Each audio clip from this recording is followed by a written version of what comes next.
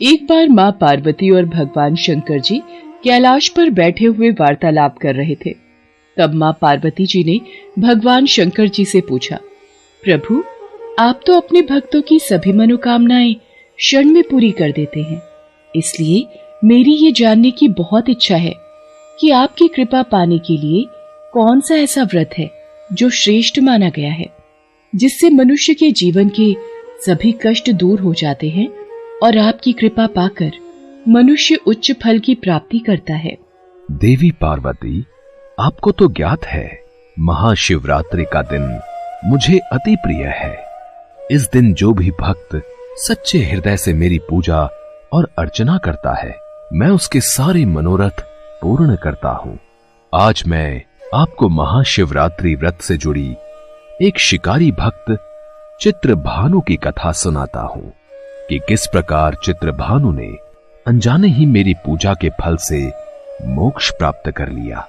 एक बार चित्रभानु नामक एक शिकारी था। पशुओं की हत्या करके वो अपने परिवार को पालता था। चित्रभानु ने एक साहूकार से पहले कभी ऋण लिया था, लेकिन वो समय पर साहूकार का ऋण नहीं चुका सका, जिस पर क्रोधित साहूकार ने शिकारी को बंदी गृह में डाल दिया।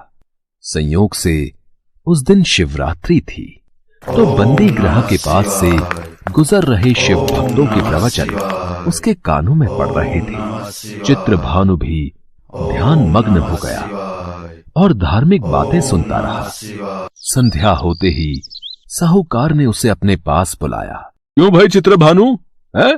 पूरा दिन भूखे प्यासे रहकर कुछ अक्ल तो आ ही गई होगी। मेरा ऋण कब तक चुकाने का इरादा है? साहूकार जी, मुझे बस कल तक का समय और दे दो, मैं आपका सारा ऋण लौटा देने का वचन देता हूं। सिर्फ कल तक का ही समय दे रहा हूं। अगर तू अपने परिवार के साथ इसी गांव में रहना चाहता है तो कल तक मेरा सारा कर्जा चुका देना। महादेव, चित्रभानु ने तो सुबह से अन्न जल कुछ भी ग्रहण नहीं किया था, वह तो भूखा प्यासा था। हाँ देवी पार्वती, चित्रभानु को अगले दिन तक साहूकार का कर्जा चुकाना था, इसलिए वो घर नहीं गया, सीधा वहां से जंगल में शिकार के लिए निकल गया। लेकिन दिन भर बंदी गृह में भूखे प्यासे बंद रहने के कारण चित्रभानु भूख प्यास से व्याकुल था। उसने शिकार करने के लिए तालाब के किनारे बेल वृक्ष पर पड़ाव बना लिया। उसी बेल वृक्ष के नीचे शिवलिंग था, जो बेल पत्तियों से ढका हुआ था। चित्रभानु इस बात से अनजान था। पड़ाव बनाते समय चित्रभानु ने बेल वृक्ष की जो टहनियां तोड़ी, उसकी बेल पत्तियां संयोग से वृक्ष के नीचे बने शिवलिंग पर गिरती रहीं। इस प्रकार दिन भर भूखे प्यासे रहने से चित्रभानु का व्रत भी हो गया और शिवलिंग पर बेल पत्र भी चढ़ गए। मैं जानती हूँ प्रभु, ये सब आपके ही द्वारा रचाई हुई लीला है। आप अपने भक्तों की सदैव परीक्षा लेते रहते हैं ताकि उन्हें उत्तम जीवन की प्राप्ति हो। भगवान भोलेनाथ माँ पार्वती के मुख से ये वाक्य सुनकर मुस्कुरा देते हैं और आगे की कथा कहते हैं। देवी पार्वती, मैं अब आगे की कथा कहता हूँ। रात्रि का एक पहर बीत चुका था। चित्रभानु शिकार की तलाश में अभी तक उस बेल वृक्ष पर ही बैठा था। तभी एक गर्भिणी मृगी तालाब पर पानी पीने पहुंची। शिकारी चित्रभानु ने धनुष पर तीर चढ़ाकर ज्यों ही प्रत्यंचा खींची। रुको शिकारी रुको, मेरी हत्या न करो, मैं गर्भिणी हूँ। तुम एक साथ दो जीवों की हत्या करोगे जो ठीक नहीं है। मुझे कृपा करके अभी छोड़ दो, मुझे जाने दो। मैं वचन देती हूँ, मैं बच्चे को जन्म देकर शीघ्र ही तुम्हारे समक्ष आ जाऊंगी, तब तुम मुझे मार देना। पता नहीं इस गर्भिणी मृगी को मारने का मन ही नहीं कर रहा। इसकी बात पर विश्वास करके अभी इसे जाने देता हूं। कोई और शिकार आ जाएगा तो उसे मार दूंगा। कुछ ही देर बाद एक और मृगी उधर से निकली। चित्रभानु की प्रसन्नता का ठिकाना न रहा। मृगी के समीप आने पर उसने धनुष पर बाण चढ़ाया।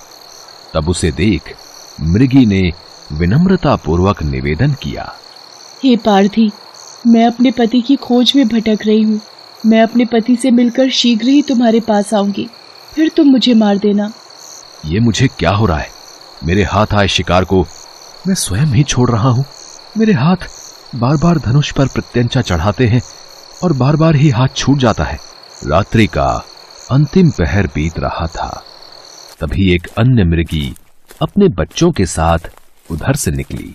इस शिकार को मैं अपने हाथों से नहीं जाने दूंगा।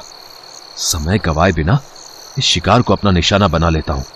हे पार्थी, मुझे जाने दो।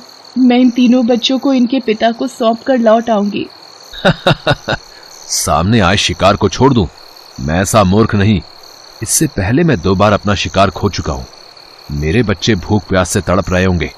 मैं तुम सबकी बातों में बहुत आ चुका। तुम सबने मुझे बहुत बना लिया।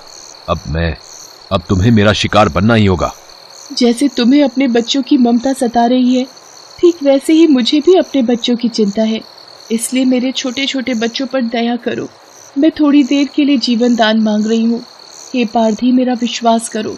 मैं इन्हें इनके पिता के पास छोड़कर तुरंत लौटने की प्रतिज्ञा करती हूँ। ठीक है, मैं तुम्हें तुम्हारे बच्चों के कारण छोड़ रहा हूं, पर इन्हें छोड़कर तुम्हें शीघ्र ही लौटना होगा। तत्पश्चात क्या हुआ प्रभु? क्या वे तीनों मृगियां वापस लौटी? देवी पार्वती, आगे की कथा यूं इस तरह से विपरीत होती है। जब शिकार के अभाव में बेल वृक्ष पर बैठा शिकारी चित्रभानु बेल पत्र तोड़ तोड़कर नीचे फेंकता जा रहा था, पौ फटने को हुई तो एक हृष्ट पुष्ट मृग उसी रास्ते पर आया। चित्रभानु ने सोच लिया था कि इसका शिकार वो अवश्य करेगा।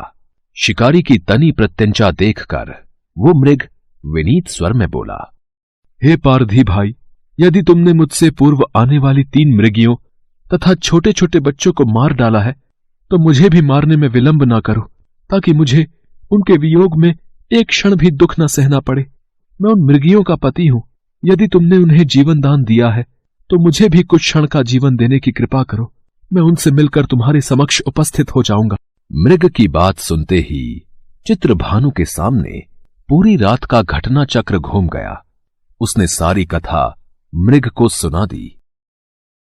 हे पार्थी, यदि तुमने मुझे मार दिया, तो मेरी तीनों पत्नियां जिस प्रकार वापस लौट कर आने के लिए प्रतिज्ञाबद्ध होकर गई हैं, वो मेरी मृत्यु से अपने धर्म का पालन नहीं कर पाएंगी। अतः जैसे तुमने उन्हें विश्वास करके छोड़ा है, वैसे ही मुझे भी जाने दो। मैं उन सब के साथ तुम्हारे सामने शीघ्र ही उपस्थित होता हूं। अनजाने ही शिवरात्रि व्रत करने, रात्रि जागरण तथा शिवलिंग पर बेलपत्र चढ़ने से शिकारी चित्रभानु का हिंसक हृदय निर्मल हो गया था। उसमें भगवत शक्ति का वास हो गया था। धनुष तथा बाण उसके हाथ से सहज ही छूट गया। प्रभु, ये सब आपकी अनुकंपा है, जो चित्रभानु जैसे हिंसक शिकारी का हृदय भी करुणा से भराया है। थोड़ी ही देर बाद वो मृग सपरिवार शिकारी के समक्ष उपस्थित हो गया, ताकि वो उनका शिकार कर सके।